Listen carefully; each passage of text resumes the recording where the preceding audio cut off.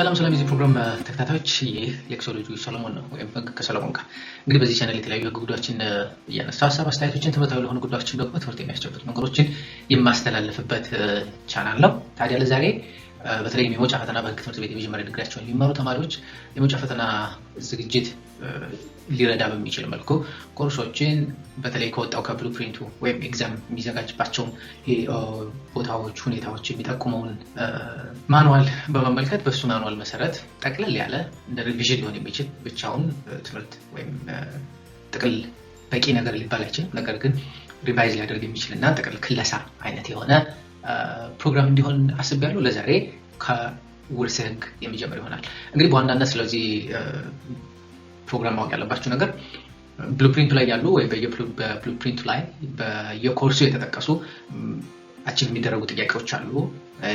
ምን ቻፕተር ኦር ምን ኤሪያዎች ላይ ጥያቄዎች ሊወጡ እንደሚችሉ ብሉፕሪንቱ ሰምሃው አስቀምጧል።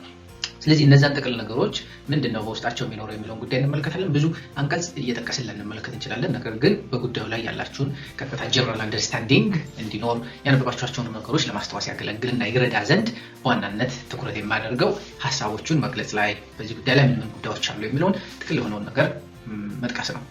ስለዚህ ብቻውን ይሄ ያው ሁላችሁም ትረዳላችሁ ብዬ አስባለሁ። እንደ ጥናት ሆኖ የሚያገለግል ነገር አይደለም። እንደ ሪቪዥን ሆኖ ልንመለከተው ወይም ሊያግዝ የሚችል ነገር እንደሚሆን ግን ተስፋ አደርጋለሁ። ሌሎችም ፕሮግራሞችን ሌሎች ኮርሶችንም ጊዜ ባገኘሁ ሰዓት እያዘጋጀሁ የማቀርብላችሁ ይሆናል። አብራችሁ እንድትቆዩ ግብዣዬ ነው። ለቻናሉ አዲስ የሆናችሁ ቻናሉ ሰብስክራይብ አድርጋችሁ ቤተሰብ እንድትሆኑ እንዲሁ ጋብዛለሁ። መልካም ቆይታ።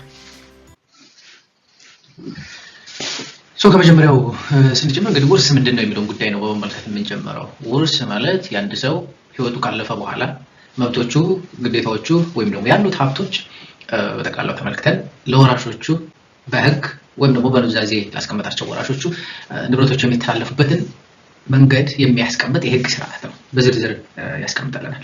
ስለዚህ ከዚህ ጋር ተያይዞ ሁለት ነገሮችን እናነሳለን። የመጀመሪያው ውርስ የሚከፈትበት ሰዓት መቼ ነው የሚል ነው። ውርስ ተከፈተ የሚባለው ኢሚዲየትሊ ሰውየው ከሞተበት ጊዜ ጀምሮ ነው። ሰውየው መቼ ነው ሞተ የሚባለው እሱ ራሱን የቻለ ሊሆን ይችላል። ነገር ግን በብዛት የካርዲዮቫስኩላር ማቆም ወይም የማይመለስ የልብ ስራ ማቆም እሱ በሚፈጠርበት ጊዜ ነው አንድ ሰው ሞተ ተብሎ በህክምና እንትን የሚባለው። በተለይ በኢትዮጵያ ህግ የአዋጅም ስላለ እሱ የሚያስቀምጥ ማለት ነው። በሞት ጊዜ በሁለተኛው በአብሰንት በሚሆን ጊዜ ነው። አንድ ሰው ጠፍቶ ለ2 ዓመታት ወር ለ5 ዓመታት ተጠብቆ ከዛ በኋላ ዲክለር ከተደረገ ጠፍቷል የሚል በፍርድ ቤት ውሳኔ ከተወሰነ የሞተ ሰውን አይነት ኢፌክት ይኖረዋል። በዛም ምክንያት ውርሱ የሚከፈትበት ሁኔታ ይኖራል። ስለዚህ ፍርድ ቤት ውሳኔውን እንደወሰነና ጠፍቷል ካለበት ሰዓት ጀምሮ ሰውየው እንደሞተ ሊቆጠር የሚችልባቸው ሁኔታዎች ይኖራሉ። እሱም በራሱ ፍርድ ቤቱ እንደየሁኔታው ሊወስን የሚችል ነገር ሊሆን ይችላል። ነገር ግን በፍርድ ቤት ውሳኔ ጠፍቷል የተባለ ሰው ውርስም ሊከፈት የሚችል መሆኑን መረዳት ያስፈልጋል። ሌላው የት ነው ተከፈተ የምንለው ነው። አሁን ጊዜውን በተመለከተ ለምንድን ነው ጠቃሚ ሆነው? ጊዜው አንድ ሰው ወራሽ እንዲሆን ከሟቹ በሚሞትበት ወይም ሟቹ ሞቷል በተባለበት ሰዓት በህይወት መኖር አለበት ያ ሰው።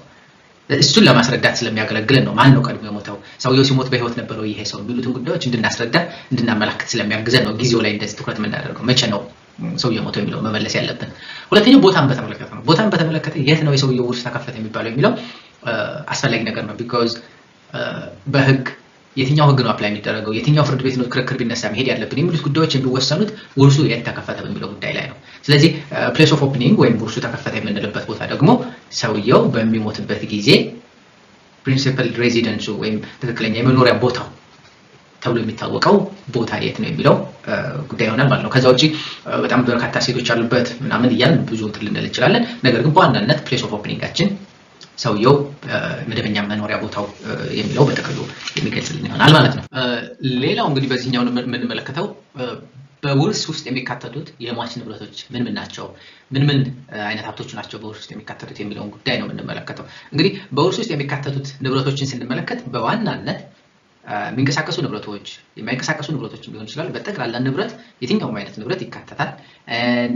የሰውየው አስፈላጊ ነገሮች በሙሉ ወደ ሌላ ሰው ሊተላለፉ የሚችሉ ነገሮች በሙሉ ባለቤትነት ያለው ነገር በሙሉ ኢቭን የመጽሐፍ ባለቤትነት፣ ኮፒራይት መብቶች፣ ፊልም፣ የኦዲዮ ቪዥዋል መብቶችን በተመለከተ የፓተንት መብቶች ጭምር ካሉት እነሱ ጭምር ወደ ወራሾቹ ሊተላለፉ ይችላሉ። በዋናነት እንግዲህ የሚተላለፉና የማይተላለፉ መብቶች ብለን ለመለየት የሚያግዘን ነገር ምንድነው? እነዛ ነገሮች ሰውየው ሲሞት አብረው የሚሞቱ ናቸው ወይስ ሰውየው ሲሞት ሊተላለፉ የሚችሉ ነገሮች ናቸው የሚለው ነው። አንድ ልጅ በኢኮኖሚክስ እንዳባቱ ተምሮ ቢመረቅ እና ተመሳሳይ ስታተስ ላይ ቢኖር የአባቴን ስራ ልውረስ ማለት አይችልም። እንደዛ የሚፈቀድባቸውና እንደዚህ አይነት ኮንሲደሬሽኖች ያለባቸው ሲስተሞች አሉ። ነገር ግን በእኛ ህግ ስርዓት ውስጥ እንደዚህ አይነት ነገሮች አይፈቀዱም። ስለዚህ ፐርሰናል የሆኑ የሰውየው በትክክል ሰውየው የሱን ኳሊፊኬሽን ሊጠይቁ የሚችሉ ፐርሰናሊ ከሱ ጋር አታችመንት ያላቸው ነገሮችን በሙሉ አይጠየቁም ማለት ነው። ስለዚህ የላይፍ ኢንሹራንስን በተመለከተ ሌሎች አማራጮች በርካታ ዝርዝር ጉዳዮች አሉት። እሱም በተለይ ቤኔፊሻሪ ዴዚግኔትድ ተደርጎ ከሆነ የሚለውን ጉዳይ እንመለከታለን። ነገር ግን ሰበር የሰጣቸው ውሳኔዎችም አሉ። ኢቭን ኢፍ ቤኔፊሻሪ ዴዚግኔት ቢደረግም ወይም ለላይፍ ኢንሹራንስ ተጠቃሚ ተብሎ የተቀመጠ ሰው ቢኖርም ልጅና ሚስቶች ስቲል ኢምፕላይድሊ የላይፍ ኢንሹራንሱ ተጠቃሚ ተደርገው እንደተቀመጡ ግምት የሚወሰድበት ስርዓት አለ የሚል ውሳኔዎችም አሉ። ላይፍ ኢንሹራንስ ስቲል ወደዛ ወደዚህ የሚል ነገር ይሆናል። ሌላኛው ኮምፐንሴሽን ነው። እነዚህ ኮምፐንሴሽኖችን በተመለከተ ኮምፐንሴሽኖቹ በቀጥታ ለደረሰባቸው ጉዳት የሚሰጡ ነገሮች እንጂ ውርስ ተደርገው ኮንሲደር የሚደረጉ ነገሮች አይደሉም። ስለ ኮምፐንሴሽን ስናወራ ሚስት ባልየው በመሞት ምክንያት የደረሰባት ጉዳት ካለ፣ ልጆች በባልየው መሞት በአባታቸው መሞት የደረሰባቸው ጉዳት ካለ ለእነሱ የሚሰጥን ካሳ የውርስ አካል ተደርጎ ሌሎች ሊካፈሉት ወይም ወደታች አሉ መካፈል እንፈልጋለን የሚሉ አካላት ሊካፈሉት የሚችሉት ነገር አይደለም ነው።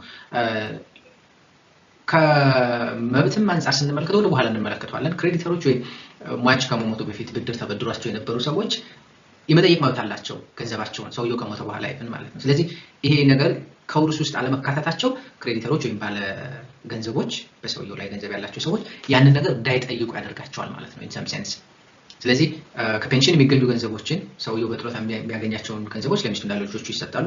ነገር ግን ዕዳ የነበረባቸው ያለባቸው ከሆነ ሰውየው ባለገንዘቦቹ መጥተው ከፔንሽን ወይም ከጥሮታ ገንዘቡ ዕዳውን ክፈሉን ማለት አይችሉም። ለልጆቹ ወይም ለሚስቱ የሚሰጠውን ካሳ ተጠቅመው ዕዳችን ይከፈላል የሚል ጥያቄ ማቅረብ አይችሉም ማለት ነው። ስለዚህ የውርስ አካል የሚሆኑት ነገሮች ላይ ባለዕዳዎቹም ጭምር መብት ይኖራቸዋል። የውርስ አካል የሚሆኑት ነገሮች ላይ ግን ባለ መብቶችም ወይም ገንዘብ ያላቸው ሰዎችም ከሰውየው ላይ መብት አይኖራቸውም ማለት ነው። ለመጠየቅ መሰረታዊ ልዩነት የሚፈጥረው እዚህኛው ጉዳይ ላይ ነው። ሌላኛው እዚህ ላይ መመልከት ያለብን ምን አይነት የውርስ አይነቶች አሉ በኢትዮጵያ ሕግ እውቅና የተሰጣቸው የሚለውን ጉዳይ በተመለከተ ማንሳት ያለብንን ነገር ነው። ይሄን ስንመለከት በዋናነት ሁለት ብለን ልናልፋቸው እንችላለን። ነገር ግን ሶስት ናቸው። አንደኛው በኑዛዜ የሚደረግ ነው። ሁለተኛው ያለ ኑዛዜ የሚደረግ ነው። ሶስተኛው ሁለቱን ሚክስ የሚያደርግ ነው። ሰውየው ሁሉንም ንብረቱን በኑዛዜ ላይ ያስተላልፍ ይችላል። ምሳሌ ኑዛዜውን ያደረገው ከ2 ዓመት በፊት ቢሆን እስከሚሞትበት ባለው 2 ዓመት ጊዜ ውስጥ በርካታ ንብረቶችን አፍርቶ ሊሆን ይችላል። ስለዚህ እነዚያ ንብረቶች በኑዛዜ ውስጥ አይካተቱም። ያለ ኑዛዜ ባለው በህጉ ስርዓት መሰረት ህጉ መብት ለሚሰጣቸው አካላት እንዲከፋፈል ይደረጋል ማለት ነው። ወይም እነሱ ወራሾች እንዲሆኑ ህጉ ይፈቅድላቸዋል። ስለዚህ እነዚህን 3 አይነት ስርዓቶች አሉ ብሎ ማለፍ ይጠቅማል። ነገር ግን በዋናነት ሁለቱ በኑዛዜና ያለ ኑዛዜ ቴስቴት ኤንድ ኢንቴስቴት ሰክሰሽን የምንላቸው ሁለቱ አማራጮች እንዳሉን መመልከት ተገቢ ነው።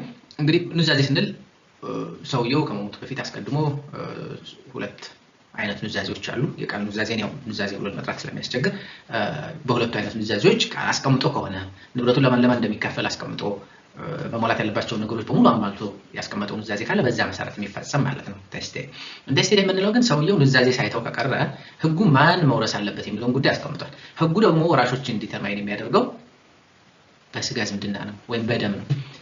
የስጋ ዝምድና ሊኖር ይገባል። ዘመድ ነው መውረስ ያለበት። ስለዚህ እነሱን በቅደም ተከተል አስቀምጧቸዋል። እነሱ ወራሽ የሚሆኑበት እድል ይኖራል ማለት ነው። ስለዚህ 2 ኦር 3 እንደ ሁኔታው ምርጫ ላይ ምን ብሎ እንደሚመጣ ስለማይታወቅ በዚህ መንገድ መረዳት ተገቢ ነው። ሌላኛው የመውረስ ችሎታ ወይም capacity to succeed and ወራሽ ለመሆን የሚያስፈልጉ ወይም መሟላት ያለባቸውን ነገሮች በተመለከተ ያሉ ነገሮችን ነው። እንግዲህ መሟላት ያለባቸው የውርስ ሁኔታዎችን በተመለከተ ከአንቀጽ 830 እስከ 837 ያሉት ዝርዝር ጉዳዮችን አስቀምጧል ህጉ በዋናነት። ነገር ግን እኛ በጥቅሉ ለመመልከት ይረዳን ዘንድ የመጀመሪያው እነማን ናቸው የሚወርሱት የሚለውን ጉዳይ ስንመለከት የመጀመሪያው ሰውየው በሚሞትበት ጊዜ በህይወት ያሉ ሰዎች ናቸው። በህይወት መኖር አለባቸው ወራሽ ለመሆን። አንድ ሁለተኛው ልጆቹ ሊሆኑ ይችላሉ። በመርህን የምናስቀምጠው ነገር በባዮሎጂካል ልጆቹና ወይም በወለዳቸው ልጆችና አዳፕት ባደረጋቸው ወይም በጉድፍቻ ባመጣቸው ልጆቹ መካከል ልዩነት አይፈጠርም። ሶስተኛው ፖስቴመስ ችልድረን የሚባለው ነው። ይሄ ሰውየው ከሞተ በኋላ የሚወለድ ልጅ ሰውየው ከሞተ በኋላ ልጅ ሊወለድ ይችላል። እሱን በተመለከተ ምን አይነት ሩል አለ የሚለው ጉዳይ ነው። እሱ ሰውየው ከሞተ በኋላ ከተወለደ አንድ ልጅ 48 ሰዓት በህይወት መኖር አለበት ወራሽ ለመሆን ማለት ነው። እሱን በተመለከተ ያስቀምጣል። እነማን ናቸው መውረስ የማይችሉት የሚለውን ጉዳይ ስንመለከት የመጀመሪያው ህጉ ውስጥ በዝርዝር የተቀመጡ ነገሮች አሉ።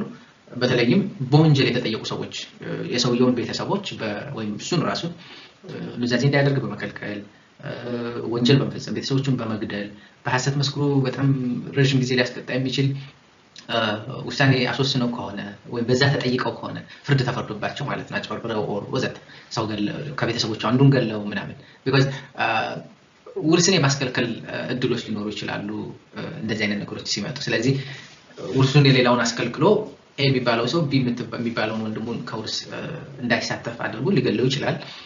ስለዚህ ብቻውን ወራሽ የሚሆንበትን እድል ለማመቻቸት የሚያደርግባቸው ሁኔታዎች አሉ ተብሎ ስለሚገመት እንደዚህ አይነት የሰሩ ሰዎች ከውርስ እንዳይካተቱ ያደርጋቸዋል። ሰውየውን ኑዛዜ እንዳያደርግ ይከለክሉ ወዘተ። በመጥፎ መልኩ የተሳተፉ ሰዎች ምንም ሰው ከመጥፎ ተግባሩ መጠቀም ስለሌለበት እንደዚህ አይነት ክልከላዎችን የሚያስቀምጥበት ሁኔታዎች አሉ ማለት ነው። እሺ ሌላኛው እንግዲህ የመውረስ መብት ያላቸው ሰዎች እነማን ናቸው? ሟችን የሚወርሱት መውረስ የማይችሉት እነማን ናቸው የሚለውን ጉዳይ በተመለከተ ለማየት እንሞክር።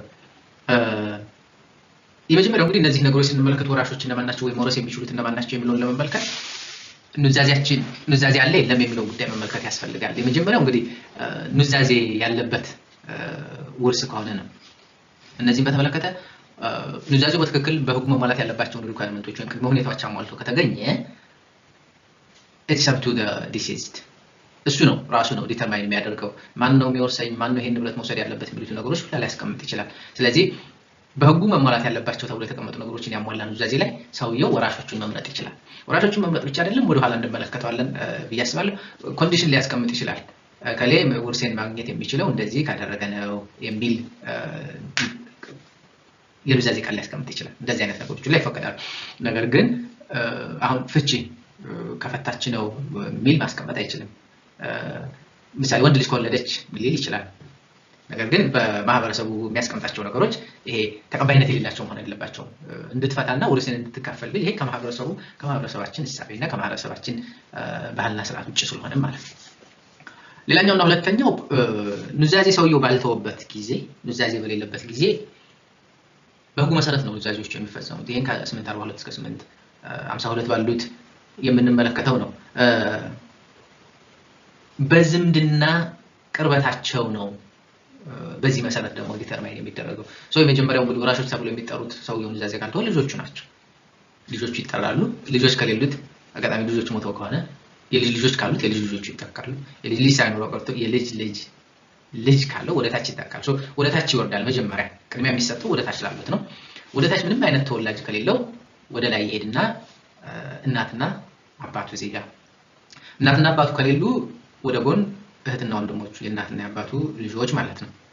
የእናትና የአባቱ ልጆች ከሌሉ የነሱ ልጆች እያለ ወደ ጎን ሰማው እስከ 7 ድረስ ሊሄድ ይችላል። and still ወደዚህ ወደ ጎን ሄዶ ከሌለ ይመለስና ወደ ላይ ወደ አያቶቹ ይሻገራል። አያቶቹ ከሌሉ ወደ አክስትና አጎቶቹ ወይም የአያቶቹ ልጆችና የእናቱና የአባቱ ወንድሞች እህቶች ማለት ነው። አጎቶቹ አክስቶቹ ይሻገራል። አጎትና አክስት ከሌለው አሁንም ከነሱም ቀጥሎ የሚተካ ከሌለ ይመለስና ወደ ላይ ወደ ቅድመ አያቶቹ ይሄዳል ማለት ነው። ስለዚህ ቅድመ አያቶቹ ጋር ደርሶ ከቅድመ አያቶቹ በኋላ ደግሞ ወደ ጎን ይሄዳል። የቅድመ አያቶቹ እህትና ወንድሞች ወይም ለእናቱና ለአባቱ አክስትና አጎት የሆኑ ሰዎች ወራሽ ሆነው እንዲጠሩ ይደረጋል። በዚህ ሁሉ ውስጥ ሰው ሳይገኝ ቀርቶ ዘመድ የሌለው ሰው ከሆነ እና ኑዛዜ ካላስቀመጠ መጨረሻ ላይ መንግስት ወራሽ የሚሆንበት እድል ተመቻችቶለታል ማለት ነው። ነገር ግን በዚህ ውስጥ የምንመለከተው ነገር ምንድነው? ይሄ ጄነሬሽናል የሆኑ ነገሮች የማይንቀሳቀስ ንብረት በተለይ ይሄ በፊት ቤትን በተመለከተ እንዲሁም መሬትን እንዲመለከት ይችላል። ጄነሬሽናል ብሎ የሚተላለፉ ነገሮች አሉ። ከአባት ላይ ወይ ከእናት ላይ ሆነው የሚመጡ ርስት ተብሎ የሚታወቀው ነገር ማለት ነው። እሱ በሚሆን ጊዜ ውርሱ ወደ ላይ አንድ ስቴፕ ከተሻገረ በኋላ ያንን የመጣበትን መስመር ተከትሎ ነው የሚሄድ። ከእናቱ መስመር ከሆነ ያ ውርስ ተላልፎለት የመጣው ያ ንብረት መጨረሻ ላይ በሚተላለፍበት ጊዜ ርስት ከሆነ በእናቱ መስመር ላሉት ነው ቀጥታ የሚሄደው። ወደ አባት መስመር የመሻገር እድል ላይኖረው ይችላል። ይሄን በተመለከተ በጣም አወዛጋቢ አይነት እንትኖች አሉ፣ የሰበር ውሳኔዎች አሉ። መጽሐፉ ላይ ወይም የማስተማሪያ መጽሐፉ ላይ ከተቀመጠው ምሳሌ በተለየ መልኩ ማስተማሪያ መጽሐፉ ላይ ወይም ሰበር ውሳኔ ላይ ተቀምጧል። የሰበር ውሳኔው የሚያስቀምጠው ምንድነው? ቅድሚያ ለእናት ይሰጣል። እናት ከሌለች ግን ወደ አባት ይሄዳል። እዚሁ ስቴጅ ላይ ማለት ነው። አሁን ከእናቱ ወገን የመጣ ርስት ከነበረ ለእናቱ መጀመሪያ ይሄዳል፣ ልጆች ከሌሉ ማለት ነው። ኦፍ ኮርስ ልክ እናቱ ከሌለችም ወደ ጎን ሊሄድ ይችላል። ወደ ጎን ተሄዶ ሌላ ከሌለ ግን ቀጥታ ወደ አባቱ ነው የሚሄደው እንጂ በእናቱ ወገን ላለው ወደ ላይ ላለው ለአያቶቹ እንዲሄድ አይደረግም የሚል ውሳኔ ነው የሰበር ውሳኔ የሚያስቀምጠው። ነገር ግን የህጉን እንድምታ ስትመለከቱት ከዛ ትንሽ ለየት ያለ የሚመስል ነገር አለው። ነገር ፓተርና ፓተርኔስ ማተርና ማተርኔስ ሩል መኖሩን ግን ማወቅና መረዳት አስፈላጊና በቂ ነው ብዬ አስባለሁ። ሌላኛው እዚህ ላይ መመልከት ያለብን እንግዲህ አንድ ሰው ለውርስ የተገባ አይደለም ወይም አንወርዚ ተብሎ የሚባለው ምን ሲያደርግ ነው የሚሉትን ነገሮች ቅድም ተመልክተናል። 838 ላይ እንደምትመለከቱት የሰውየውን ቤተሰብ አባል የሆነ ልጆቹን፣ ሚስቱን ወይም ደግሞ ወደ ላይ የሚቆጠሩ ዘመዶችን ለመግደል የሞከረ ወይም የገደለ መግደልና መሞከር ብቻ አይደለም፣ በዚህ ተግባሩ ጥፋተኛ የተባለ ፍርድ ቤት ክስ ቀርቦበት ጥፋተኛ ነው ተብሎ መቀጣት አለበት። ለመግደል ሞክሮ ነገር ግን በፍርድ ቤት ቀርቦ ካልተጠየቀ ውሳኔ አይተላለፍበትም። ምሳሌ አንድ ሰው የሆነ ቤተሰብን ገሎ ቢጠፋ ከሀገር ቢጠፋ ያ ሰው ስቲል የውርስ ተካፋይ የሚሆንበት እድል ይኖረዋል፣ በፍርድ ቤት ያልተቀጣ ስለሆነ ማለት ነው። ነገር ግን ይህንን አሁን ሰበር ቢደርስ ወይ የሆነ ስቴጅ ላይ ቢደርስ ሊቀበሉት ይችላሉ ወይ? ሜቢ አሁን ሰበር እየሰራ ያለው ነገር ምንድነው? ዳይናሚክ የሆነ ኢንተርፕሪቴሽን ነው እየተጠቀመ ያለው። ብዙ ጊዜ ሰው ላይፈቅዱ የሚችሉበት እድልና አጋጣሚም ሊኖሩ ይችላል፣ ግን ዊ ዶንት ኖ። ሌላው ፎልስ አኪዝ በውሸት መስክሮ ወይም በውሸት ጠቁሞ ሰዎቹ ላይ ከ10 ዓመት በላይ እንዲፈረድባቸው ካደረገ እነማን? ልጆቹ፣ ሚስቱ እንዲሁም ወደ ላይ የሚቆጠሩ ዘመዶቹ። ልጆቹ ስንል ወደ ታች የልጅ ልጆችም ጭምር ልጆቹ ተብለው ኮንሲደር ስለሚደረጉ ማለት ነው። እና በሶስተኛ ደረጃ ኑዛዜ እንዳያደርግ ሰውየውን የከለከለ አካል ካለ፣ ኑዛዜ እንዳያደርግ ስንል ያደረገውን ኑዛዜ መሻር እንዳይችል ያደረገ ሊሆን ይችላል፣ አዲስ እንዳያደርግ ሊሆን ይችላል፣ ወይም ያደረገውን ደግሞ ሪቮክ ማድረግ እንዳይችልም ለማድረግ ያደረገ ሊሆን ይችላል። ስለዚህ በተለያየ መንገድ ኑዛዜ ላይ በተመለከተ ምንም አይነት ነገር እንዳያደርግ የገደቡት ሰዎች ከውርስ ተካፋይ የሚሆኑበት ወይም ለውርስ ብቁ አይደላችሁም የሚባሉበት አጋጣሚ ሊፈጠር ይችላል የሚለውን መመልከት ተገቢ ነው። ነገር ግን እዚህ ጉዳይ ላይ ትኩረት ማድረግ ያለብን ተከታዮቹ አንቀጾችን ስንመለከታቸው ወንጀሉን የሰራው ሰውየው ከሞተ በኋላ ከሆነ ኦልሬዲ ሰውየው በሚሞትበት ጊዜ ውርሱ ስለሚከፈል እነዚያን ሰዎች የገደላቸው ለውርስ አይደለም ተብሎ ግምት ስለሚደረግ ከውርስ ሰውየው አይከለከልም። ስቲል ቢገልም ወራሽ የሚሆንበት እድሉ አለው ማለት ነው። ቢኮዝ ለውርስ ካልሆነ ያልገደላቸው የውርስ ህጉ የመከልከል ዓላማ የለውም። የውርስ ህጉ የሚከለክለው በዋናነት ይሄን ተግባር የፈጸመው ከውርስ ለመጠቀም ፈልጎ ነው፣ እነሱን በመግደል የውርስ መብት አገኛለሁ ብሎ በማሰቡ ነው የሚል እንድምታ ስለሚኖረው እሱን ዲስከሬጅ ለማድረግ ነው። በሌላ ጉዳይ ሰውየው ፓርደን አድርጎላቸው ወይም ይቅርታ አድርጎ ከሆነ ኢቭን ኢፍ ሊገሉት ቢሞክሩ ኢቭን ኢፍ ኑዛዜ እንዳያስቀምጥ ያደረጉት ቢሆንም ከቤተሰቦቹ አንዱን ገሎ ቢሆንም ለመግደል ሞክሮም ቢሆን ነገር ግን ይቅርታ ካደረገላቸው እነዛ ሰዎች ያንን ድርጊት ቢያደርጉም የውርስ ተካፋይ ከመሆን የሚያግዳቸው ነገር አይኖርም ማለት ነው። ስለዚህ ሁለቱም ነገሮች በደንብ ኮንሲደር ማድረግ ይገባል። እዚህ ጉዳይ ላይ ስንመጣ እንግዲህ ሞዴል ፕሮቪዥን which suggests inheritance between spouses ባልና ሚስት እንዲወራረሱ ባልና ሚስት አሁን በኢትዮጵያ ህግ ውስጥ አይወራረሱም። ባለው ሁኔታ ውስጥ የማይወራረሱበት ለምንድን ነው የሚለውን ጉዳይ በግልጽ ህግ ውስጥ ባልና ሚስት አይወራረሱም የሚል የተጻፈ ነገር አናገኝም በፍትሐብሔር ህግ ውስጥ። ነገር ግን ይሄ የሚመጣው እንዴት ነው እንዳልኳችሁ በተለይ ሰውየው ኑዛዜ ካላስቀመጠ በኑዛዜ ሊያወርሳት ይችላል፣ ምንም ችግር የለም። ያለ ኑዛዜ ከሆነ ግን ውርስ የሚካፈሉት ዘመዶች ናቸው ወይም የስጋ ዝምድና ያላቸው ሰዎች ናቸው። ሚስት ደግሞ የስጋ ዘመድ አይደለችም። በዛ ምክንያት ነው ማትካፈለው። ብዙ ጊዜ ባልና ሚስት እንዳይገዳደሉ በሚል ነው ምናምን የሚል ነገር ይቀመጣል። የትኛውም ክፍል ላይ ብትሄዱ ፍትሐብሔር ህጉ ላይ ባልና ሚስት አይወራረሱም ብሎ የሚያስቀምጥ የህግ ክፍል አታገኙም። ይሄ ኢንተርፕሬቴሽን ግን የመጣው ከየት ነው? አንድ ሰው ዘመዱን አያገባም፣ ዘመዱ ከሆነች ውርስ ትካፈላለች ማለት ነው። ነገር ግን ዘመዱን አያገባም የሚል እንድምታ ስለነበር ነው። ቢኮዝ በፊት የፍትሐብሔር ህጋችን ዝምድና እስከ 7 ድረስ ነው የሚከለከል የነበረው፣ ውርስ የሚፈቀድ የነበረው እስከ 7 ድረስ ነው። ስለዚህ ተመሳሳይ ነው ስታተሳቸው። አንድ ሰው ሊያገባ የሚችለው ከ8ኛው የዘር ሐረግ በኋላ ያለችው አንድ ሴት ነው፣ ወይም የምታገባው ከዛ በኋላ ያለው ወንድ ነው። ከዛ በፊት ያለው ከሆነ ግን ዘመድ ነው፣ በህግ መሰረት ትከለከላለች ማለት ነው። ዝምድና አቆጣጠሩ እንደዛ ስለነበር አሁን ግን የህግ ስርዓቶቻችን ተቀይረዋል። አሁን የአክስቱን ልጅ ማግባት ይችላል አንድ ሰው፣ ያን ፈቅዷል። በክልል ያለው የቤተሰብ ህጎችም ከትግራይ ክልል የቤተሰብ ህጎች እስካሁን ማቀው ሌሎቹ በሶስተኛ ደረጃ ዝምድና ላይ ያሉትን ብቻ ነው የሚከለክሉት። የትግራይ እስካሁን 7 ላይ ነው። የሌሎች የፌደራል ነው የምትመለከቱት ወይም አብዛኞቹ የፌደራል ስለሆነ ኮፒ ፔስት የሚያደርጉት ስቲል ይከለክላሉ እስከ 3 ብቻ። ስለዚህ አንድ ሰው ያክስቱን ልጅ ቢያገባ እና ቢሞት እና ልጅ የለው ሆኖ እናትና አባቱ የሉ ሆነው ቀጥታ ይሄዳል የሚስቱ እናትና አባት ጋር። የሚስቱም እናትና አባት ስለሌሉ ውርስ ከማጋ ይደርሳል ከሚስቱ ጋር። በዚህ ጊዜ ወራሽ ትሆናለች አትሆንም የሚል ጥያቄ ያስነሳል። ቢኮዝ ዘመዱ ናት፣ ያክስቱ ልጅ ናት። ነገር ግን ሚስቱ ናት። አሁን እቺ ሴት ሚስቱ ስለሆነች ወራሽ አይደለችም ልትባል አትችልም። ሚስት እንዳትወርስ የሚከለክላት ምንም አይነት የህግ ክፍል ስለሌለ ዘመድ ስላልሆነች ነው። መሰረታዊ ጥያቄ መጠየቅ ያለብን አሁን ላይ ዝምድና እስከ ስንት ነው የሚለውን መጠየቅ ነው። በፍትሐብሔር ህጉ ላይ በውርስ ህጉ አይ ቲንክ 856 ይመስለኛል ዝምድና ሊኖር ይገባል። አንድ ሰው እንዲወርስ ዝምድና መኖር አለበት። አሁን እቺ ሴት ሲያገባት ዘመዱ ናት ወይስ ዝምድናው ፈረሰ ነው? ጋብቻ ዝምድናን ያጠናክራል ወይስ አያጠናክርም? የስጋ ማለት ነው። ኦፍ ኮርስ ዝምድና ይፈጥራል የጋብቻ ዝምድና። ነገር ግን የስጋ ዝምድናን ያፈርሳል ወይስ ያጠናክራል የሚለው ጉዳይ በደንብ መታየት መቻል አለበት። ስለዚህ አሁን በኢትዮጵያ ህግ ውስጥ ባልና ሚስትን እንዳይወራረሱ የሚከለክላቸው ህግ አለ ወይ?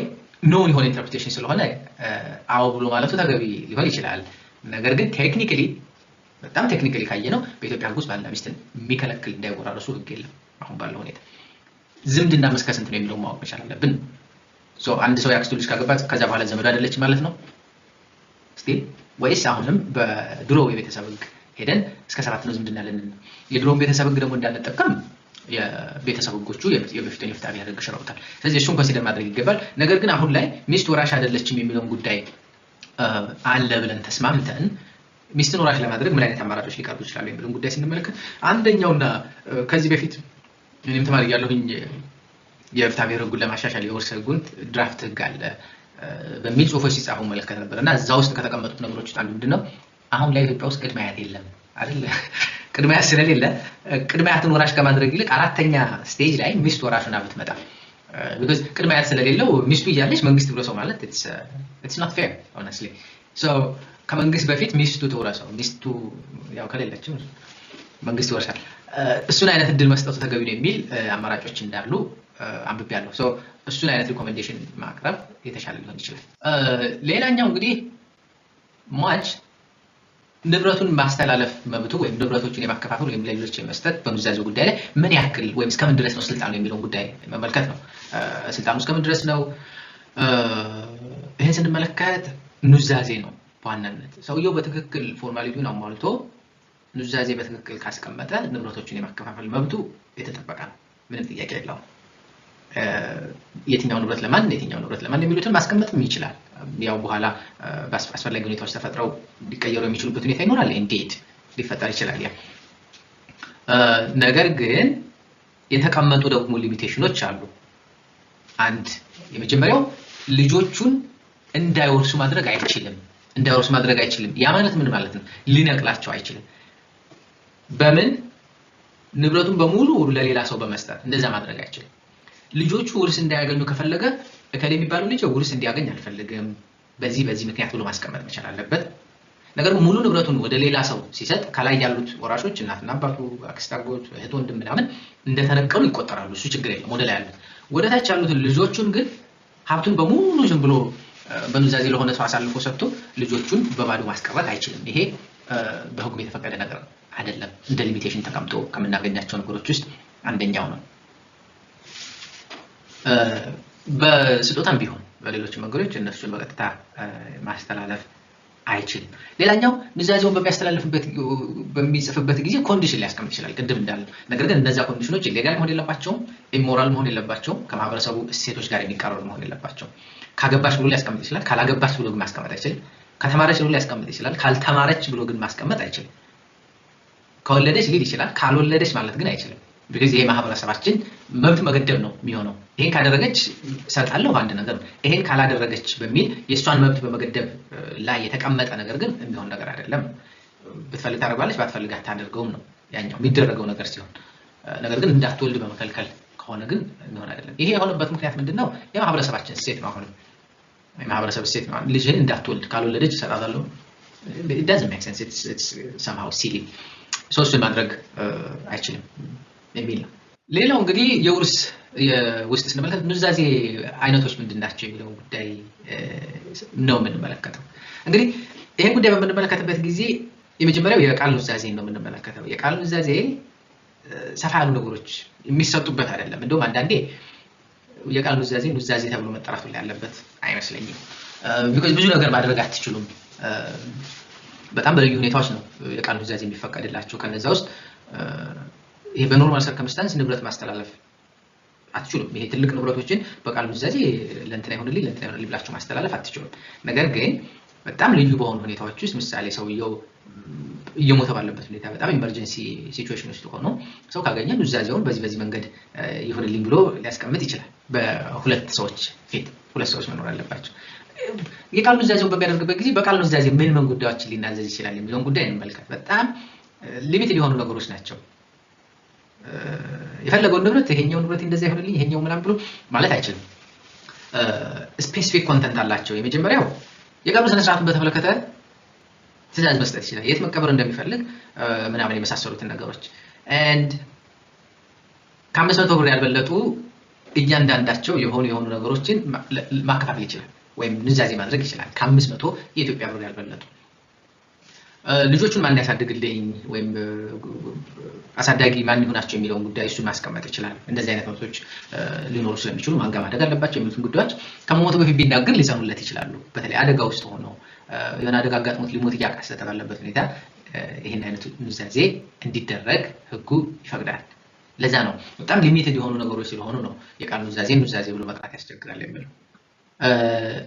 ሌላኛው በጽሁፍ የሚደረግ ውል ነው። በጽሁፍ የሚደረግ ውልን ስንመለከት በእጅ ጽሁፍ መሆን አለበት። በኮምፒውተር የሚጻፍ ከሆነ ሰውየው በቀጥታ በእጁ በራሱ ከወረቀቱ አናት ላይ ወይም ከወረቀቱ ስር ላይ በሱ የተጻፈ መሆኑን በትክክል ውሉን ክፍሉን እያንዳንዱ ወረቀት የሱ መሆኑን መጻፍ መቻል አለበት። የሱ መሆኑን የሚገልጽ ነገር ይህን ኑዛዜ እኔ ያደረኩት ነው ምናምን እያለ እያንዳንዱ ወረቀት እያንዳንዱ ቅጠል ላይ መጻፍ አለበት። ለምን? በኮምፒውተር የሚጻፍ ጽሁፍ ማንም አመሳስሎ ሊጽፈው የሚችለውና ማንም የሚፈልገውን አይነት ክፍል የሆነ ፓርት ላይ ያስገባበት የሚችልበት ሁኔታና እድል ስለሚፈጠር፣ የሰውየው እጅ ጽሁፍ ከሆነ ግን የእጅ ጽሁፍ ስለሚታወቅ ከሱ እጅ ጽሁፍ ውጭ የሆኑ ነገሮችን ይሄ የተጨመረ ነው በሚል መቃወም የሚፈልግ ሊቃወሙ የሚችል ይሆናል። እዚህኛው ላይ እንግዲህ ምስክሮች አያስፈልጉትም። ነገር ግን ቃሉን መጻፍ አለበት። እያንዳንዱ ገጽ ላይ መፈረም አለበት። በሱ የተጻፈ መሆኑን ማስቀመጥ መቻልም አለበት። እዚህኛው ላይ እንግዲህ ቫሊድ እንዲሆን ይሄ በእጅ የሚደረግ ጽሁፍ አንድ በእጁ ማድረግ አለበት ሙሉ በሙሉ። የሌላ ሰው ጽሁፍ በመሃል ገብቶ እንኳን ከሆነ ወረቀቱ ወይም ያደረገው ኑዛዜ ውድቅ ሊደረግበት ይችላል። and በግልጽ ደግሞ ይሄ ነገር ኑዛዜ ነው በህግ ፊት በቀረበ ጊዜ የሚጸና የኑዛዜ ቃል በሚል ኑዛዜ መሆኑን ኢንዲኬት ሊያደርግ የሚችል ወይም የሚገልጽ ነገር ማስቀመጥ መቻል አለበት እንጂ ዝም ብሎ የጻፈው ወረቀት ሁሉ እንደ ኑዛዜ ሊወሰድ የሚችልበት አይደለም። ይሄ መጨረሻ ኑዛዜ ነው ወዘተ የሚሉ ቃላትን መጠቀም አለበት። and ይሄንን የተማሩ ሰዎች ብቻ የሚያደርጉት ኑዛዜ የሚባለው ለዛ ነው። በጽሁፍ ራሳቸው የሚጽፉ ያልተማረ ሰው ስለማይጽፍ ያልተማረ ሰው ይሄን ኑዛዜ ሊያደርገው አይችልም። ቅድም እንደጠቀስኩት በእጅ ባይሆንም በልዩ ሁኔታ በሜሽን የሚጻፉ ወይም በኮምፒውተር የተጻፉ ነገሮችም ሊጸድቁ የሚችሉበት እድል አላቸው። ነገር ግን በእያንዳንዱ ገጽ ላይ ታይፕ ማድረግ አለበት በራሱ የእጅ ጽሁፍ በሱ የተጻፈ መሆኑን ቀኑን የመሳሰሉትን ነገሮች ቬሪፋይ እያደረገ ይሄ የሱን ሐሳብ የሚያንጸባርቅ and legally valid የሆነ በህግ ፊት በቀረበ ጊዜ የሚጸና በራሴ የተጻፈ ህጋዊ ኑዛዜ የመጨረሻ ኑዛዜ ነው የሚል የሆነ ቃል እንትን እያለ እየጻፈ እየፈረመ ማስቀመጥ መቻል አለበት። እያንዳንዱ ገጽ ላይ 100 ገጽ ቢሆን እንኳን 100ንም ገጽ ተመሳሳይ ነገር እየጻፈ መፈረም አለበት።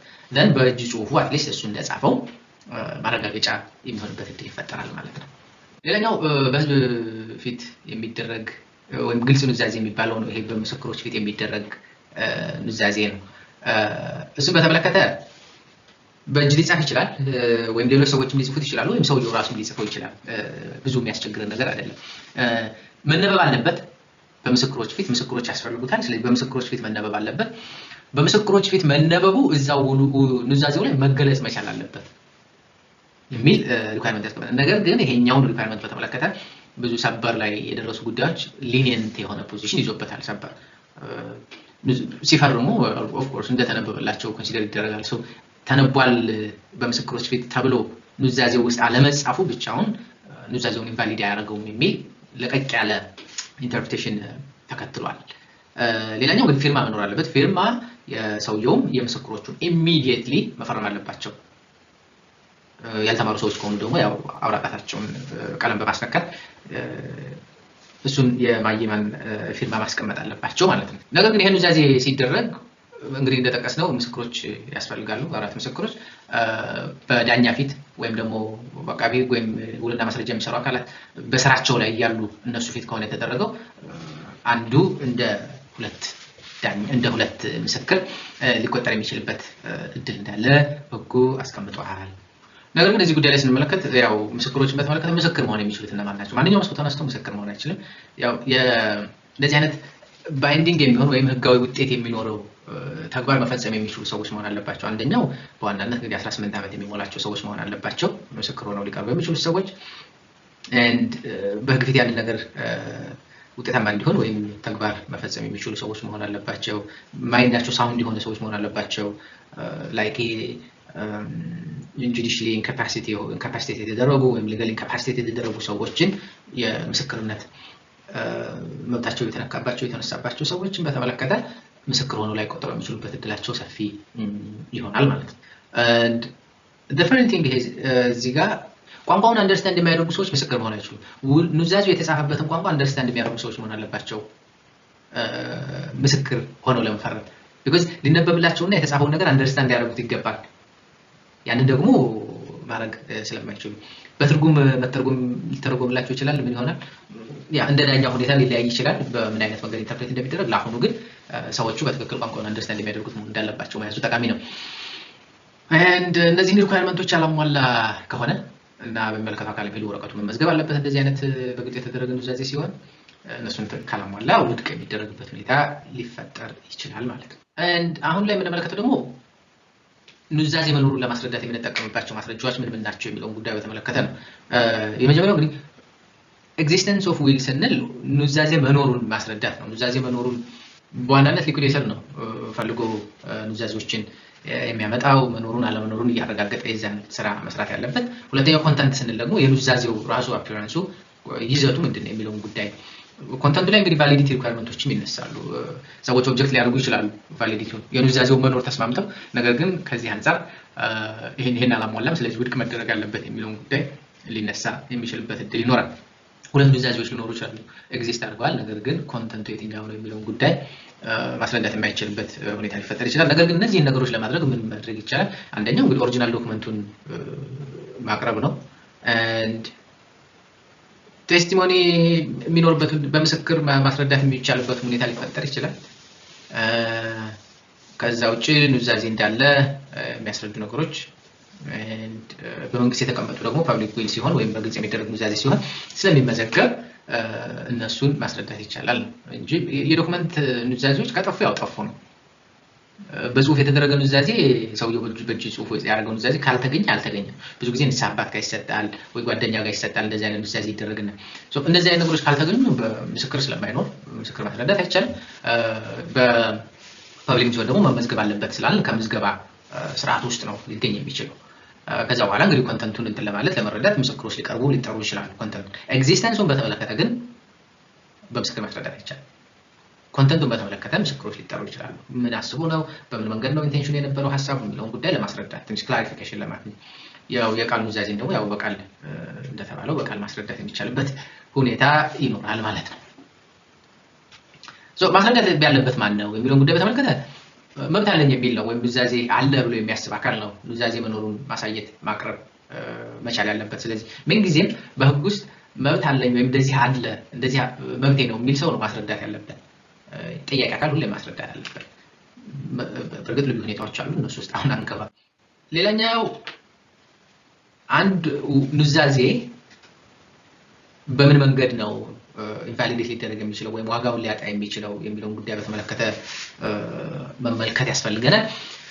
አንደኛው እንግዲህ ፐርሰናል ኔቸር ኦፍ ዊል ብለን ያነሳነው ነው።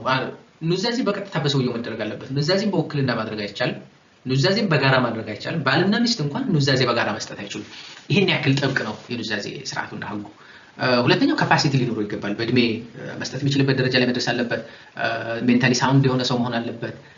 የመሳሰሉት ነገሮች ይሄ ጁሪዲካል አክት የሚባሉት ነገሮች ለመፈጸም የሚችል ሰው መሆን አለበት። ኑዛዜም ጁሪዲካል አክት ተብሎ ከሚጠቀሱት ነገሮች ውስጥ አንዱ እና ዋነኛው ስለሆነ ማለት ነው። ሌላኛው ኢምፖሲብል ከሚያደርጉት ነገሮች ውስጥ ሊፈጸሙ የማይችሉ የኑዛዜ ክፍሎች ካሉ በዋናነት ያንን ክፍል ብቻ አጥፍቶ ቀሪው የኑዛዜው ክፍል እንዲቀጥል ማድረግ ይቻላል። it's a matter of interpretation እሱ ነገር ግን እንደዚህ አይነት ነገሮች በሚኖሩ ጊዜ አትሊስት ያ ክፍል ኢንቫሊዴት የሚደረግበት ሊኖር ይችላል። and የተሰረዙ ምን ያሉ ነገሮች ካሉ ሰውየው ተገዶ ከሆነ በጉልበትም ይሁን በመንፈስ መጫን ከሆነ እንደዚህ አይነት ኑዛዜ ውስጥ እንዲያደርግ የተደረገው ተብሎ ግምት የሚወሰድ ከሆነ ሰውየው ስቲል ግዴታ ላይ ኖርበት ወይም ኑዛዜው ላይ ጸና የሚችልባቸው በጣም ሰፊ እድሎች ይኖራሉ። ተሽሮ ከሆነ ጊዜ አልፎ ከሆነ ስፔሻሊ ታይሚንግን በተመለከተ የሚቀመጡ ነገሮች አሉ።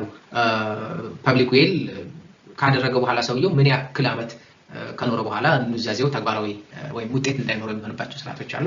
እሱ ብዙ ዲቴል ስለሚሆን ልንመለከተው እንችላለን። ነገር ግን እንደዚህ አይነት ነገሮችም በህግ ውስጥ ያሉበት ሁኔታ መኖሩን አስፈላጊ ይሆናል ማለት ነው። ሶ ላፕስ ኦፍ ዊል ስንል እንግዲህ አንድ ሰው ኑዛዜ ካደረገ በኋላ ለሆነ ሰው ኑዛዜ ሰጠ።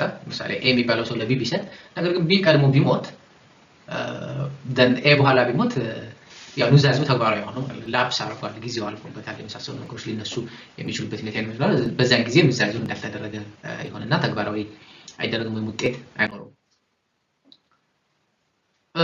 ሊኩዊዴሽን በተመለከተ እንግዲህ ሀብት ማጣራቱን ነው። የሰውየውን ንብረቶች ምን ናቸው፣ በምን መንገድ የታሉት ንብረቶችን እያንዳንዱ ንብረት የማጣራት ሂደቱ ነው። ሶ ሊኩዊዴተር እንዴት ይሾማል ወይም አጣሪው እንዴት ይሾማል፣ ያጣሪው ስራ ምንድን ነው የሚሆነው የሚሉትን ጉዳዮች አብረን እንመለከታለን።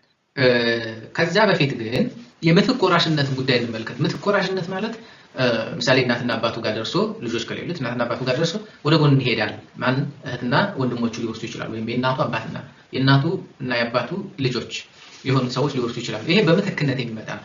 ምትክነት በ856 ወር 853 እሱ ላይ ተቀምጦ የምናገኘው ነው። ወደ ታች ያሉ ተወላጆች መውረስ እንዲችሉ የሚፈቅድላቸው ነው። ወደ ላይ ያሉትን በዛ መንገድ እንዲወስዱ ወይም መብት እንዲያገኙ ያደርጋቸዋል።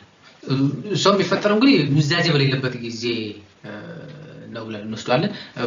ላይክ መብቱ የተሰጠው ሰው ወይም የወራሽነት መብት አለው ተብሎ የተባለው ሰው ከሟች ቀድሞ ከሞተ፣ ምሳሌ እናትና አባቱ ቀድሞት ሞተው ከሆነ ለእናትና አባቱ ሲሄድ እናትና አባቱ ስለሌሉ የለም ተብሎ አይዘለለ።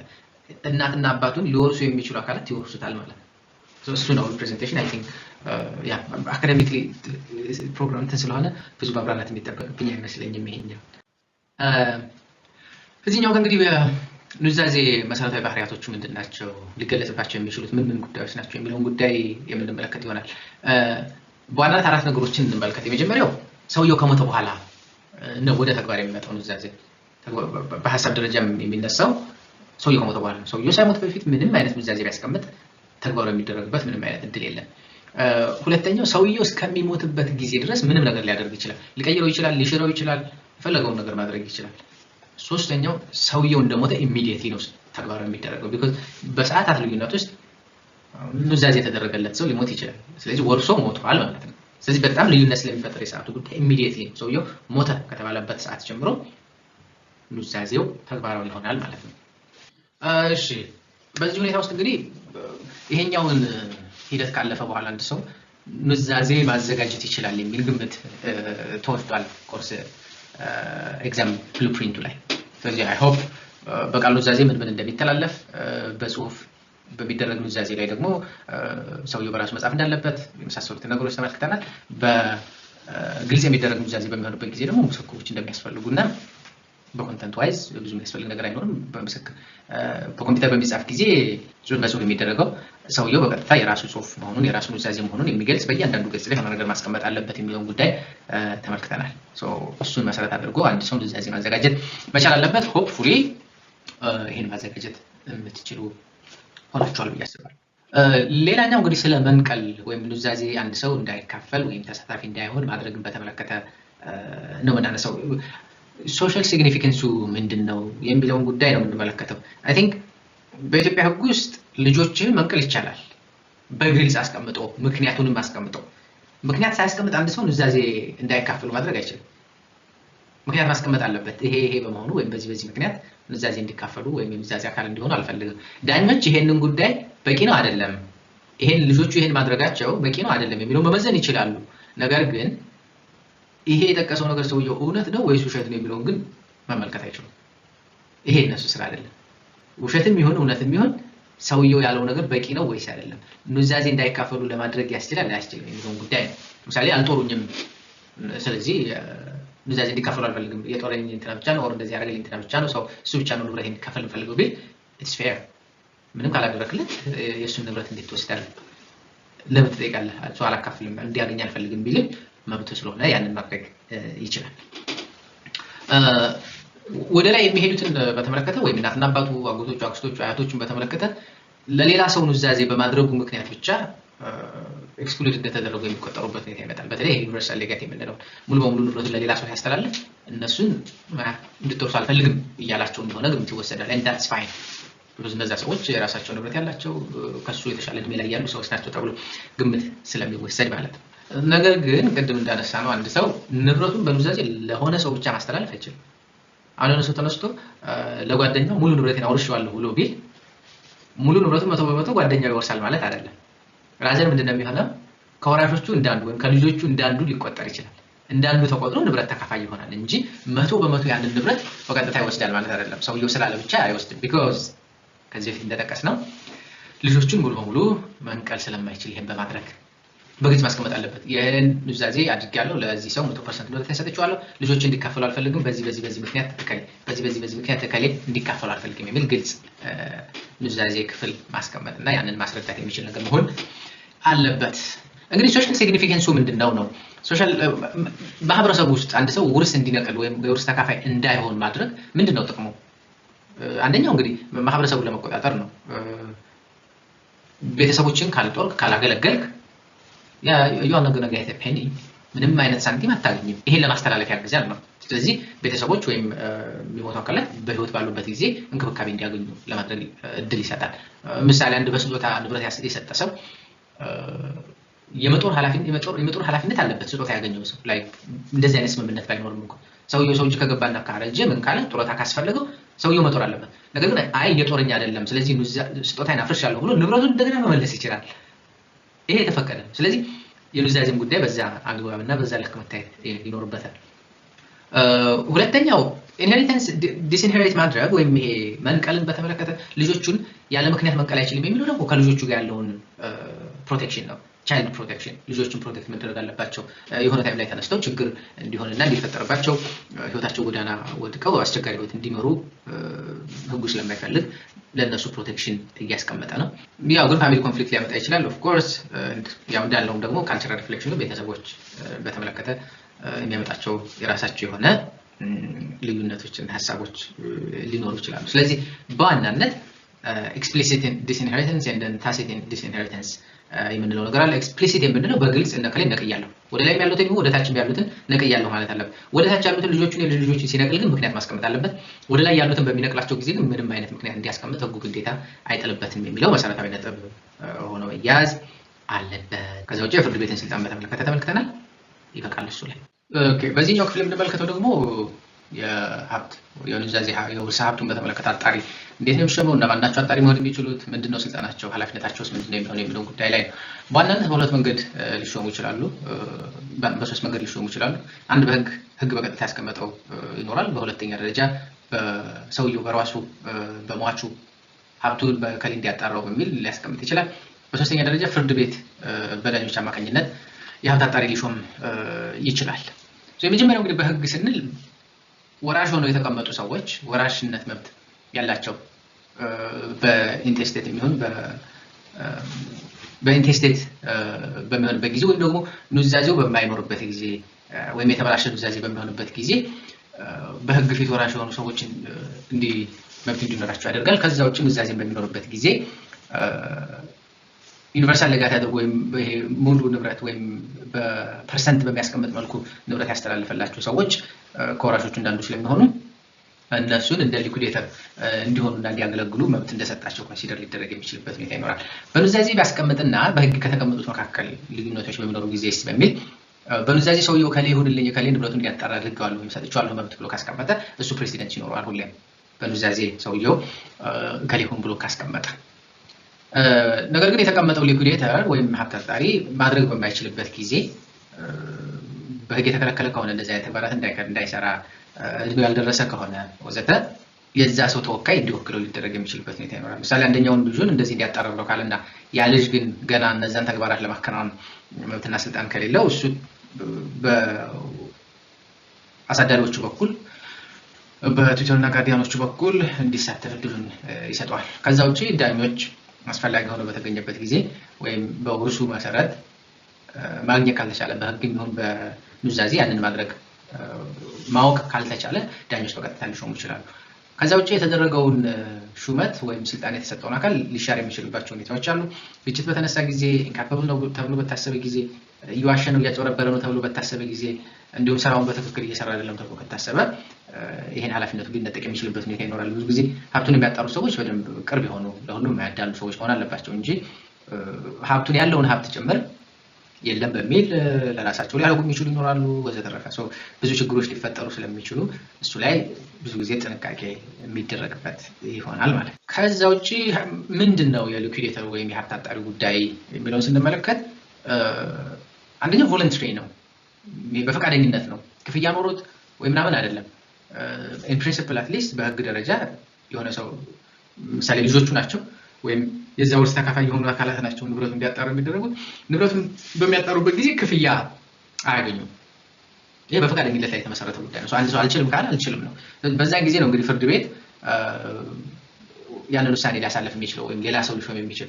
ያ በሚያደርግበት ጊዜ ፍርድ ቤት ገንዘብ እንዲኖረው ሊያደርግ ይችላል። ሜቢ ገንዘብ ሊከፈላቸው የሚችልባቸው ሁኔታዎች ይኖራሉ። ምሳሌ አድሚኒስትሬተር ከሆኑ ስራቸው እሱ ከሆነ በፍርድ ቤት ከሆነ ምናምን ሊከፈላቸው የሚችልበት ሁኔታ ይኖራል። አሁን ግን ሊኩዊዴተር ሆኖ በህግ ባለሙያዎች ብዙ ጊዜ የሚደረግ ስለሆነ ክፍያ ይኖረዋል የሚል ሁኔታዎች ይኖራሉ።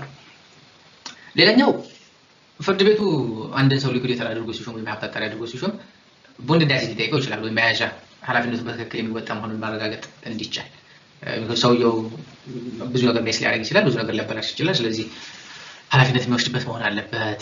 ስራውን በሚጨርስ ጊዜ ኃላፊነቱ ይቋረጣል የሊኩዊዴተር ወይም ደግሞ ሪፕሌስ በሚደረግበት ጊዜ ፍርድ ቤት በሚሸረው ጊዜና በሌላ በሚቀየርበት ጊዜ እንደዚህ አይነት ነገሮች ሊፈጠሩ ይችላሉ። ስልጣኖቹ በተመለከተ ምንድነው? አንደኛው እንግዲህ ኑዛዜ መፈለግ ነው የመጀመሪያው ስራው የሚሆነው። ኑዛዜ መፈለግ አለ የለም። እሱ ከሌለና ካለ በሁለቱም በኩል ኖሮም ይሁን ሳይኖር ወራሽ የሚሆኑት እነማን ናቸው የሚለው መለየት መቻል አለበት። እዳ የማን ነው ያለበት ሰውየው ሟች የሚለውን እዳዎቹን መክፈል መቻል አለበት። እዳ ማን ላይ ነው ያለው የሚለውን ገንዘቦቹን መሰብሰብ መቻል አለበት የዛኔ ሰው። ከዛ ውጭ ደግሞ በህግና በኑዛዜ መሰረት ሰውየው ፍርድ ቤት አዲስ ስልጣን ሊሰጠው ይችላል። የተሰጡት ስልጣኖችና ኃላፊነቶች መወጣት መቻልና ማድረግ መቻል አለበት ነው። በእሱ ነግሊጀንስ ወይም ቸልተኛነትና ማድረግ ያለበትን ነገር ሳያደርግ ወይም ህግ ሳይከተል ባደረገው ድርጊት ምክንያት የሰውየው ንብረት ጉዳት ቢደርስበት መሸጥ ያለበት ነገር ካለ መሸጥ ይኖርበታል። ምሳሌ የሚበላሽ ነገር ቢኖር እሱን ሳያደርግ ቀርቶ ብዙ ነገሮች የሚበላሹ ከሆነ የእሱ ችግር መሆኑን ማሳየት ከቻለ ተጠያቂ ሊሆን ይችላል። ያው እንግዲህ ፌዝ ጥሩ ልቦና ውስጥ ነው በመልካም ልቦና ውስጥ ነው ያደረገው ነገር ካልሆነ በቀረ ማለት ነው። ሌላኛው እንግዲህ እዳን መክፈል አለበት የሚለውን ጉዳይ ተመልክተናል። እዳ የሚከፈላቸው ሰዎች ሟች ሲሞት እዳዎቹ አይቀሩም። በዛው እዳዎቹ ስቲል መከፈል አለባቸው ካለው ንብረት ላይ ማለት ነው። የወራሾችም ስራ የሚሆነው አንደኛው እሱ ነው። ከወረሱ በኋላ ኢቭን ሊጠየቁ ይችላሉ እዳውን ክፈሉ ተብለው። ስለዚህ በምን ቅደም ተከተል ነው ንብረቶች የሚከፈሉት ወይም እዳዎች የሚከፈሉት የሚለውን እንመልከት። የመጀመሪያው እንግዲህ ለመቃብር ሂደቱ ወይም በመቃብር የወጡ ወጪዎች ለምግብ ሊሆን ይችላል ወዘተ። አሁን ያው መቃብር ላይ የለቅሶ ቤትም ድግስ የሚመስል ነገር ነው ያለው። ፌር የሆነ ወጪ እንበለው። ኤኒዌይ ለመቃብሩ ሂደት የወጡ ወጪዎች እነሱ መሸፈን አለባቸው። የሊኩዊዴሽን ፕሮሰሱን በሚደረግበት ጊዜ ሰውየው ትራቭል ሊያደርግ ይችላል ወደ ሌላ ሀገር፣ ወደ ሌላ ቦታ። እነዚያ ኤክስፔንሶች በእሱ አይደለም የሚሸፈኑ፣ በሊኩዊዴተሩ አይደለም፣ አጣሪው ማለት ነው። በራሱ በሰውየው ሀብት በሟች ሀብት ነው የሚሸፈኑ። ስለዚህ ሰውየው የሚያወጣቸውን ወጪዎች የማግኘት መብት አለው። አይከፈለውም ማለት ወጪ እያወጣ ገንዘቡን እያባከነ ስራውን ይሰራል ማለት ስላልሆነ ማለት ነው። በሶስተኛ ደረጃ የሚከፈሉት የሰውየው ዕዳዎች ናቸው። ከሰው ተበድሮ ከሆነ የሰው ብድር ካለበት፣ የባንክ ብድር ካለበት የመሳሰሉት ነገሮች መከፈል አለባቸው። በሶስተኛ ደረጃ የሚመጡት እነሱ ናቸው። አራተኛ ደረጃ ላይ ሜንቴናንስ ነው። ቀለም ማሰብ ካለበት፣ ገንዘብ መስጠት ካለበት ለሚስት፣ ለልጅ፣ ለቤተሰብ ወይም ለሌሎች አካላትም ቢሆን ክፍያ መሰጠት መቻል አለበት። እነሱ አራተኛ ደረጃ ላይ ይመጣሉ። አምስተኛ ደረጃ ላይ ሲንጉላር ታይትል ተብሎ የተሰጡ ወይም እቺን ንብረት ለከሌ ብሎ አስቀምጠው ከሆነ እነሱም ቅድሚያ የሚያገኙት እነሱ ይሆናል። ምሳሌ ቴሌቪዥንን ለከሌ፣ ቀዩን መኪና እንትኑን ለከሌ ብሎ ከሆነ ቴሌቪዥኑን ለዛ ሰው መጀመሪያ ቀዩን መኪና ለዛ ሰው ቢኮዝ እንደዚህ አይነት ስፔሲፊክ ኑዛዜ ያስቀመጠው የሆነ የተለየ አይነት ግንኙነት ቢኖረው ነው ተብሎ ስለሚታሰብ መጀመሪያ ንብረቶቹ ለነሱ መዳረስ ወይም መሰጠት መቻል አለባቸው።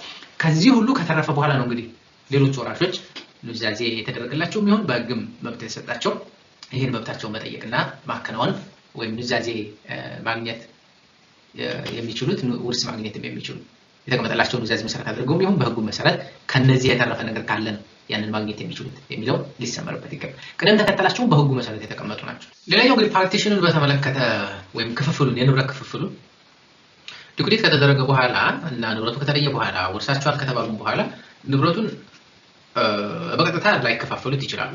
ሊቆይ ይችላል። በጆይንትሊ ያስተዳደሩ ጆይንት አድሚኒስትሬሽን በጆይንት ኦነርሺፕ ሆኖ ሊያቆዩት ይችላሉ። ንብረቱ የግድ መሸጥ የለባቸውም ወይም የግድ ንብረቱ መካፈል የለባቸውም። እሱን በተመለከተ ግን የንብረት ክፍል ከመጀመሩ በፊት ግን መቅደም ያለባቸው ነገሮች አሉ። የመጀመሪያው ከዚህ በፊት በስጦታ ንብረት የተሰጣቸው ሰዎች ያንን ንብረት መመለስ አለባቸው። አንዱ ያጣሩ ስራ ይሄ ነው። ኤክሴፕሽኖች አሉ። ለትምህርት እንዲሆን ከሆነ የተሰጠው ያኛው ወይም ለትዳር ማቋቋሚያ ከሆነ የመሳሰሉት ነገሮች ኤክሴፕሽን ውስጥ ሆነው ላይጠየቁ ይችላል። ከዛ ውጭ ግን በሌላ መንገድ የተሰጡ ስጦታዎችን መመለስ መቻል አለበት የሆነ ሰው። ከዛ በኋላ የውርስ ተካፋይ መሆን የሚችል እነዚያን ከመለሰ በኋላ እና እነዚያን የውርስ አካል ከሆኑ በኋላ ክፍፍሉን በተመለከተ ሰዎች ራሳቸው ተናዛዥ ውርስ መብት የተሰጣቸው ሰዎች በራሳቸው ተስማምተው በዚህ መንገድ እንካፈል ብለው ሊያስቀምጡ ይችላሉ። ደን ፍርድ ቤት እንዲያጸድቅ ሊጠይቁ ይችላሉ። ከዛ ውጭ በአይነትም ሊካፈሉት ይችላሉ። ይሄ እናንተ ወሰድ፣ ይሄ እናንተ ወሰድ፣ ይሄ እናንተ ወሰድ የሚል ክፍፍል። ይሄ ብቻ ሳይሆን የትኛው ንብረት ለማን ነው በጣም ጠቃሚ የሚሆነውን ግን ኮንሲደር መደረግ እንዳለበትና ጠቃሚ የሚሆነው አካል ካለ ቅድሚያ ሊሰጠው እንደሚገባ ዝርዝር የኑዛዜ ክፍሎች ስላሉ እነሱን ኮንሲደር ማድረግ ተገቢ ነው። ነገር ግን ኢትስ ኮመን ሴንስ ናቸው። ፓርቲሽን ያሉት ነገሮች በብዛት ኮመን ሴንስ የሚሆኑ ናቸው። ትንሽ ይሄኛው ኮርፖሬሽን ላይ ያለው አንድ ሰው በስጦታ የተሰጠውን ነገር መመለስ አለበት የሚለው አዲስ ነገር ሊሆን ይችላል። ነገር ግን ያው ጀስት ሪማይንዲንግ ስለሆነ እሱን እንድታስታውሱ ለማድረግ ነው። ኑዛዜው ውርሱ ከተደረገ በኋላ ንብረት ክፍፍሉ ከተደረገ በኋላ ኢቭን ምንድነው ኃላፊነታቸው የሚሆነው የሚለው ጉዳይ ስንመለከት አዲስ ንብረት እንደገና ሊገኝ ይችላል። ኮረክሽን ይኖራል። ፓርቲሽኑ እንደገና መከፋፈል ሊመጣ ይችላል። አዲስ ልጅ እንደገና ሊመጣ ይችላል። ስለዚህ ከወሰዱት ንብረት ላይ ከእያንዳንዳቸው ላይ ይወሰድና እንደገና ለአዲስ ልጅ ደግሞ መሰጠት መቻል አለበት። ሰምታይምስ እንዳለ ሙሉ በሙሉ ሊሻር የሚችልበት ሁኔታ ሊፈጠር ይችላል። አንድ ሰው በሌለበት ከሆነ ኑዛዜው የተደረገው ያኛው ሰው ተጎድቶ ከሆነ በብዙ ምክንያቶች ሊሻር የሚችልባቸው ሁኔታዎች ይፈጠራሉ። ባለመብቶች ይኖራሉ። ደግሞ ሰውየው አባታቸው ወይ እናታቸው ተበድረው የነበረው ሰው ካለ ገንዘብ አለኝ የሚል ሰው በኋላ ሊመጣ ይችላል። እነሱ ንብረቱን ከተካፈሉ በኋላ አይ አባታችሁ እኮ ከኔ ንብረት ብድር ወስዷል ይሄን ያክል የሚል አቤቱታ ይዞ ሊመጣ ይችላል። የዛን ጊዜ አይ እናቀም ሊሉ አይችሉም። በተካፈሉት ባገኙት ንብረት ልክ ተጠያቂ ይሆናሉ። ባገኙት ንብረት ልክ አዋጥተው የአባታቸው ዕዳ መክፈል አለባቸው። ከውርስ ያልተካፈለ ሰው ግን ከዛ ዕዳ ውስጥ አይጠየቅም። ለምሳሌ ባንክ ሊመጣ ይችላል ብድር አምጡ ብሎ then አዋጥተው መክፈል አለባቸው ባገኙት። አሁን 1 ሚሊዮን ያገኘ ሰው ከ1 ሚሊዮን በላይ ሊጠየቅ ግን አይችልም። ሌላኛው ስምምነትን በተመለከተ ነው። እንግዲህ ኮንቬንሽን ሪሌቲንግ ቱ ኢንሄሪታንስ ስምምነት ማድረግ ይቻላል። ሰውየው ሳይሞት በፊት እኔ አንተን ኑዛዜ ወይም ያንተን ንብረት መውሰድ አልፈልግም ወይም አልወርስም ቢል አንድ ሰው ያስገድደዋል። ያ ነገር አያስገድደውም። እንደውም እንደዚህ አይነት ስምምነቶች ማድረግ አይቻልም። and ከኑዛዜ የማገኘው ገንዘብ አለ፣ ንብረት አለ፣ ስለዚህ እሱን መውሰድ ትችላላችሁ በሚል እዳ ያለበት ሰው ካበደሩ ሰዎች ጋር መስማማት ይችላል? አይችልም። ኑዛዜ ሰውየው ከሞተ በኋላ ወይም ውርስ የሚባለው ነገር ሰውየው ከሞተ በኋላ ስለሆነ የሚመጣው ሰውየው ከመሞቱ በፊት የሚደረግ ማንኛውም አይነት ስምምነት ተቀባይነት የለውም። ኑዛዜው ወይም ውርሱ ከተከፈተ በኋላ ነው እፈልጋለሁ ወይም አልፈልግም የሚለውን ጉዳይ አንድ ሰው ሊስማማ ወይም ዲክለር ሊያደርግ የሚችለው። ከዛ ውጭ ባለው ሁኔታ ግን ምንም አይነት ውሳኔዎችን ቢወስን ምንም አይነት ስምምነቶችን ቢስማማ የሚከለክለው ወይም ንብረቱን እንዳይወርስ የሚያደርገው ምንም አይነት ምክንያት የለም የሚለው ሊሰመርበት ይገባል። በዋናነት እነዚህ ናቸው። ከዛ ውጭ ምንድነው ጥቅሙ ነው? አሁን ወደፊት ያለውን ነገር እንትን እንዳይል አንደኛ በብዙ መልኩ ሰውየው ሳይሞት በፊት ቢሞት ብለ መስማማት ሶሻሊ አክሰፕታብል አይደለም ከሶሻል ኖርማችን አንፃር and ለሌሎች መንገዶችም ሊያበረታታ ይችላል። እኔ ኑዛዜ አልወስድም ኦር እንደዚህ ያለለም አይነት ስምምነቶች መደረግ የለባቸውም። ሶስተኛ ወገኖችም ጥቅም ውስጥ ገባ ማለት ነው። ምሳሌ አሁን አንድ ሰው ያ አባቴ ሲሞት አባቴን ንብረት እናንተ ተወስዳላችሁ ብሎ ቢስማማ እነዛ ሰዎች አባቱን ሊገሉት ይችላሉ። ስለዚህ እንደዚህ አይነት ነገሮች ያው ራሽናሎቹ ወይ ምክንያቶቹ እንግዲህ I think common sense የሆነ ነገር ነው። ብዙ ማብራራት የሚያስፈልገው አይመስለኝም። የሊኩዴሽን ፌዙን በተመለከተ ወይም ይሄ ሀብት ማጣራቱን ከውርስ ከተከፈተበት ጊዜ ጀምሮ ፓርቲሽን እስከሚሆንበት ወይም መከፋፈል እስከሚባለው ጊዜ ድረስ ያለውን ጉዳይ በተመለከተ ነው። ውርሱ ከተከፈተ በኋላ በ40ኛው ቀን ኑዛዜ ይከፈታል ወይም ኑዛዜ ተፈልጎ ይነበባል በአጣሪው አማካኝነት። ከዛ በኋላ የወራሽነት መብታቸውን ያሳውጃሉ። ወራሾችን መለየት የሚችለው በዛ መንገድ ስለሆነ ወራሽነትን ያሳውጃሉ በፍርድ ቤት።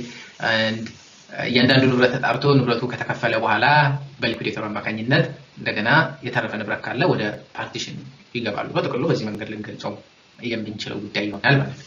እንደዚህ በተመለከተ ሴቶችና ህፃናትን በተመለከተ ምን አይነት ነገሮች አሉ ነው? ህፃናትን በተመለከተ እንዳልነው ልጆችን ኤክስፕሊሲትሊ ዊዝ ሪዝን ካልሆነ በቀረ ዲስኢንሄሪት ማድረግ አይቻልም። ይሄ ዲስኢንሄሪታንስን መከልከል ደግሞ የህፃናትን በተለይ የልጆችን መብት ለመከላከል የተደረገ ጥበቃ ነው።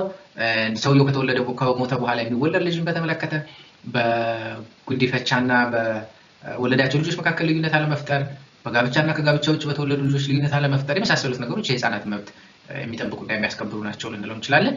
የሴቶች መብት የሚለውን ጉዳይ ብዙ ምን አለ የሴቶች መብት I have no idea። እንደዚህ በመጨረሻው እንግዲህ አክቹዋሊ የሆኑ ኢማጂነሪ የሚሆኑ ብቻ ፕሮብለሞችን ሶልቭ ማድረግ መቻል አለባቸው የሚል ነው። ይሄ የሚል ጉዳዮች እየፈጠሩ መፍታት መመልከት የሚቻልበት ሁኔታ እንድትፈጥሩ እላለሁ። እንግዲህ የውርስ ህግን በተመለከተ ይዤላችሁ የቀረብኩት ይሄን ይመስላል። አትሊስት ማዳመጥ ለምትወዱ ሰዎች ወይም መስማት ለምትፈልጉ ሰዎች የሆነ ያክል እገዛ እንደሚያደርግ ተስፋ አደርጋለሁ። ሌሎች ኮርሶችንም እንግዲህ በተገኘው ጊዜና አጋጣሚ ውስጥ እያዘጋጁ ለማቅረብ እሞክራለሁ። ሀሳብ አስተያየቶቻችሁን በኮሜንት ሴክሽን እንድታሳውቁኝ፣ ቻናሉም አዲስ ሆናችሁ ቤተሰብ እንድትሆኑ ድጋሚ ጋብዛችኋለሁ። መልካም የዝግጅት ጊዜ። ቻው ቻው።